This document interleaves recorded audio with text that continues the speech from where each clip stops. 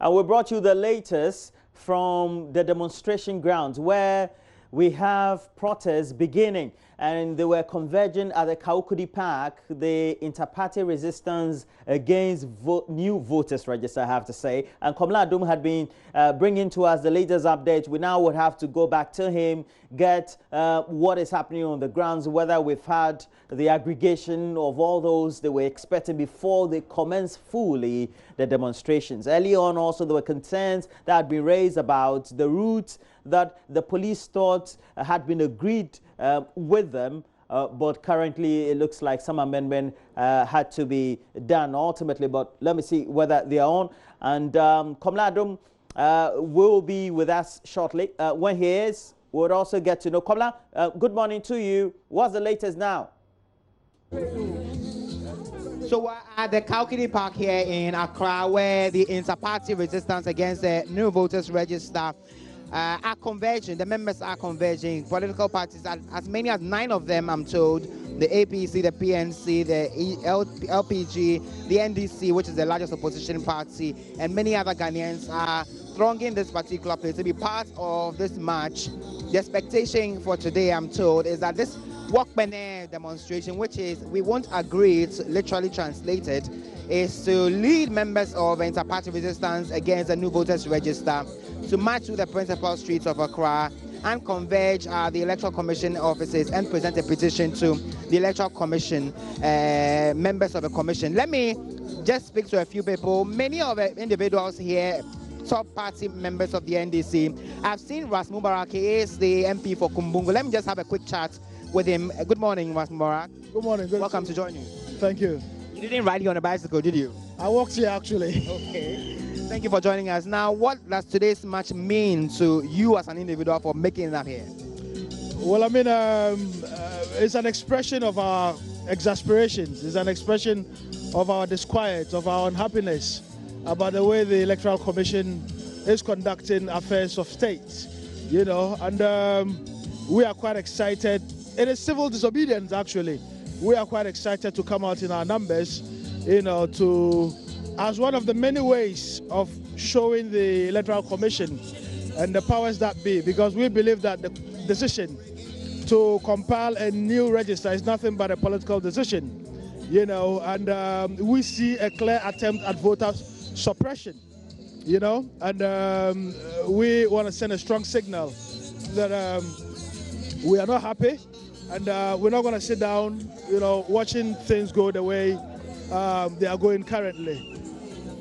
So what? So this is about the second or third of many activities to happen. By the end of today, what will be the expectation that the EC would have listened to you and backed down on the plan to compile a new register? I mean, the NDC, the coalition, you know, as a group would continue to engage the EC in a very peaceful way, in a very democratic way. We've seen instances elsewhere where demonstrations like this have resulted, have culminated into a rescission of some decisions, you know, and we are hoping that for the interest of the country, for the interest of the peace and security of our country, you know, the EC would listen to wisdom, they would listen to reason, and they would actually look at things from our perspective, because we do not think that it is in the national interest for us to compile a new register at this time. Give or take, they claim the process would end by November. With a month to go for an election, when would you finish with what you call exhibition of the voter register? When would candidates and parties have actually ample time to scrutinize, to look into the register and to see whether indeed it meets the necessary requirements? You know, so we want peace in our country, and we do not think that, looking at the temperature of the country, looking at the myriad of challenges we are facing at this particular moment, it is wise for the Electoral Commission to claim that they know better than the many dissenting voices in the country. The resistance has said this several times. There was the Tukusai demonstration, there was a Yempini demonstration in Kumasi. What is the guarantee that the Walkman will work? It's gonna, like I indicated to you, this is the third of many activities to come. You know, it is civil disobedience. Civil disobedience is allowed in our constitution. If they do not listen to us, we'll take it a notch higher, all in an attempt, all in an effort to get things right, all in an effort to make sure that this country remains. Because where they are taking us into the abyss. And we as citizens of the country should not sit by and watch them take us into the abyss. Thank you very much, Ras Mubarak, the Kumbugo MP. So there are wielding placards, you can see. Okay, let me speak to some more of the people here.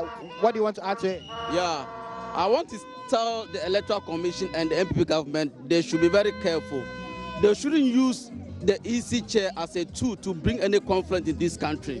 Because this country, we are the people who receive other foreigners in case there is conflict in their country. And if we bring conflict among ourselves, where are we going?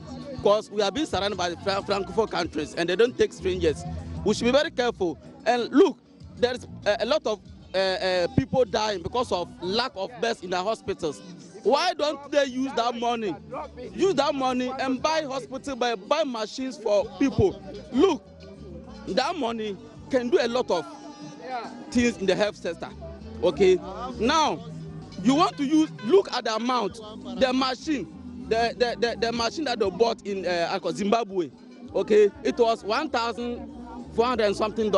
Now EC is telling us that it's $4,000 and something. Look, where are they using that money for? Why are they want to steal our taxpayers' money? Look the way the country has become tough under this government. But the technical experts of the EC say the best decision for the country now is to compile a new voters register. What is your basis to say that we are not ready as a country to handle it? Okay, let me start from Genesis. You see, that's the register Nanado used to win the election. Okay, the same register we use for creating for new regions, isn't it? The same register we just use this recently for district assembly elections. Okay, and the EC came out to declare it is credible. So why now? They say that some of the machines have been faulty for some time, so they've been managing it all this period. So it's time for them to overhaul and change. Fine. If you say you have been managing some machines have developed some fault. Since he came to office, it is 3 years, isn't it? Why did he wait till now? Why did he wait till now?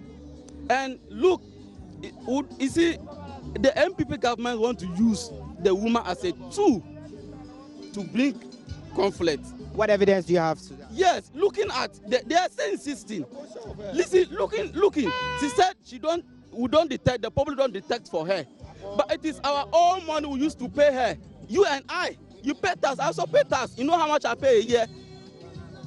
You see, so hear the voice of the people, the citizens who have the power more than she be in that office. Okay? I am Joshua. So Joshua, they're speaking to us. So you can see the placard. So this one says Jean Mensah is the minister for Akufo-Addo's re-election. She is not independent. Okay, this one says look for the stolen motorbikes, leave the register. A few more of so this is family and friends. Okay, I can't say that. This is Akufo-Addo, leave the register. We will fight with our blood. Okay, then Eagle Party says no new register. So Roland and Mama V, these are some of the placards that are being wielded by the people here. Then the party resistance against the new voters register. They are here in their numbers. We are told that in the next few minutes this march will start. Also, I've seen a lot of police officials and their vehicles here. The Nima Divisional Police Commander, I've seen him a short time ago around here. So they say they're going to be ensuring that this process is smooth, that there's no traffic disturbances or disruptions up until the end point of this particular protest. And then the petitioners or the demonstrators are expected to submit a petition to the Electoral Commission chairperson. So we'll be here bringing you all that happens as and when we have the details.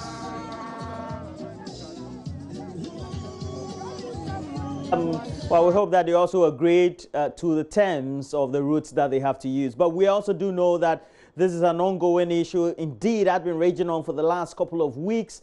We've had a series of demonstrations from up north to the middle belt of the country. The Ashanti regional capital is when we had that demonstration being convened or protest, and ultimately we have it here. What they're saying is that it's not the last of a series of actions they intend undertaking to press home demand for the Electoral Commission to see reason or side with their argument not to compile a new voters register, and ultimately rather do an upgrade of the existing framework or software, and then also the hardware that they're using for all that. But we also have to remember that key or integral in this is the National Democratic Congress. They are the biggest, if not the main opposition party, and they've indicated that the general elections in December could be facing some danger if the Electoral Commission does not change its current position. And this reaction comes on the back of a meeting with the Electoral Commission convened with selected journalists over the weekend right in the capital, Accra. Now, speaking in an interaction with our own Asiedu Nketia, the General Secretary of the NDC, Asiedu Nketia, says the party is in breach of law with its current timelines to compile the new register. Rather, the Electoral Commission has breached its own rules or the rules of our country in the compilation of a new voters register. Mr. Asiedu Nketia says the party has issues with the credibility of the current Electoral Commission. Committee of eminent persons, in order to avoid any misreportage, drafted a communique and read it to all of us. So if the Electoral Commission's position has certainly differed from what the official communique is, then it is up to them. Then it is not a communique that we buy into. Our position, the position of IPAC at that time was that the Committee of Eminent Persons has heard all the submissions. Their doors are open for further submissions, particularly in the area of ICT and so on, and that having heard all the submissions and getting ready to hear the rest, after that they will know which advice to give to the Electoral Commission. That was all. So the statement that was issued by the Electoral Commission outlining what had been agreed on behalf of the eminent committee members, you disagree with that? I haven't seen the statement myself because that same day I had to travel out. So, but if it deviates, there was no such agreement at the IPAC meeting. So if they had issued a subsequent statement, maybe it will be relating to what they and the Committee of Eminent Persons must have agreed, to which I will not be privy. So I cannot be answering. But it's interesting you say that a communique was read to you in the meeting. Yes, we all read the communique that the eminent persons have heard everybody. We have made our presentations, and that they will withdraw back, and then their doors are open for further written positions and technical advice or whatever. Then after that, they would advise the Electoral Commission. That's all the committee. So to you, the committee hasn't come out with a final statement? No, if there is any final statement that is going to come out, it will come out from the committee and not from the Electoral Commission. But aren't they working on behalf of the Electoral Commission? It's an advisory committee for the Electoral Commission. Yes, but we agreed on something, that this is what we have done, and subsequently we would advise the Electoral Commission. So it is only fair for them to let us know what advice they have given to the Electoral Commission, and it should not be heard from the mouths of the Electoral Commission, because the problem we have as a nation actually has a lot to do with the credibility of the Electoral Commission as it is now, because many political parties, including us, we don't believe what Electoral Commission says. Only because you did not appoint the commissioner. It's not that. Because of their track record, they say something today, then the next day they will change it, the following day they change it. Let me tell you something. At the hearing, Electoral Commission was asked a simple question. when will the register be ready if we have to do a new register as per your program? And they were emphatic that 8th of November, the final register will be ready. Now I'm hearing other stories that subsequently they met some media houses and they are saying a different story. Okay. There are cases where Electoral Commission, chairperson of Electoral Commission makes an emphatic statement that to address the challenges of people moving from their villages to district centers to register, the commission was going to provide buses. After 3 days when we met at IPAC, they said that is not the position of the commission. So I am worried that we may have to go into an election where one set of results will be announced today, 3 days later they will announce a different one, and it is not good for anybody. So if the committee of eminent persons have met us and assured us that they will go and do their homework and then they will let us know the outcome, then that outcome must not be coming from the mouths of Electoral Commission. So Electoral Commission itself, they don't believe in whatever advice the committee of eminent persons will give, because they have demonstrated clearly that they just are meeting media people, committee of eminent persons, council of state or something, as a way to whitewash a bad decision they have taken already. So in all their engagement, they have not demonstrated that they are prepared to listen and to evaluate their position to see whether they are on the right track or not. But all they have been doing is just to get a listening ear for some people to sing their praises that, oh, what you are doing is right, go ahead with it. That is what they are doing. So it's just decisions they have taken and they want, as an afterthought, some people to endorse it. And that was what they tried doing, and they failed at IPAC. And we are saying that, look, we are holding them, we are not denying them their independence. But every institution in Ghana operates according to law, even the independent judiciary. They have rules of court. They have procedures. So the fact that you are independent doesn't mean that your independence allows you to do something that is not according to any law in this country. In their own electoral rules, it is stated there clearly that, you cannot open nominations later than 30 days to the election day. Okay. And it cannot be earlier than 90 days to the election day. I'm quoting from CI 94. So, but the register, final register must be ready before you can think about opening of nomination. So if you are saying that the final register is going to be ready on 8th November, which itself is 29 days to election day. So you are already in breach of your own laws.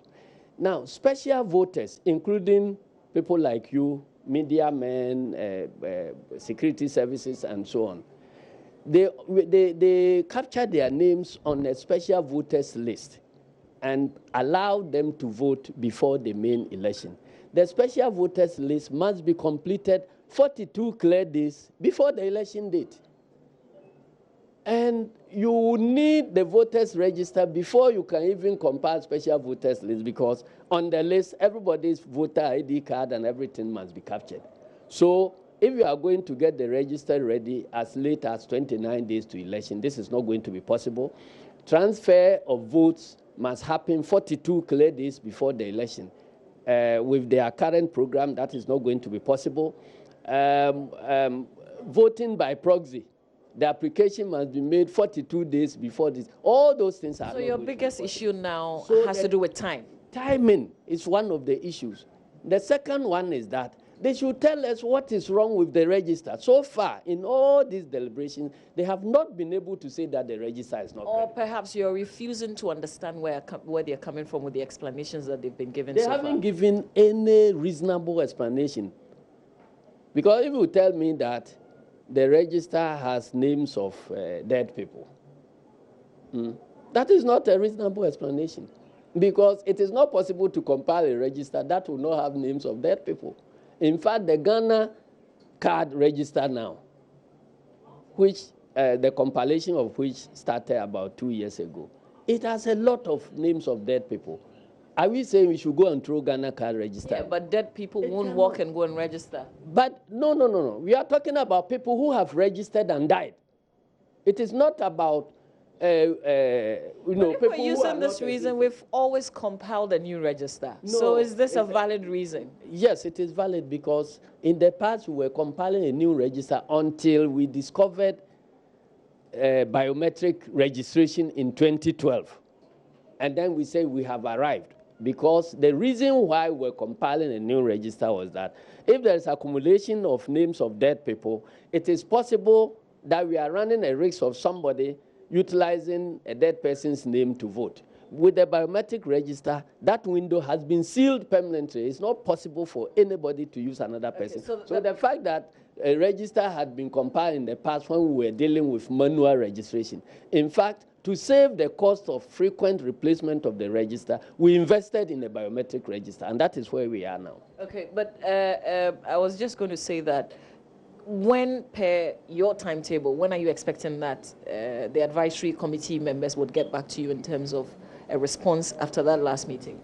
Well, they haven't given us any timeline. That is why we are also continuing with our agitation, because we know that, you see, we will not be acting as good citizens of this country when we are privy of information that can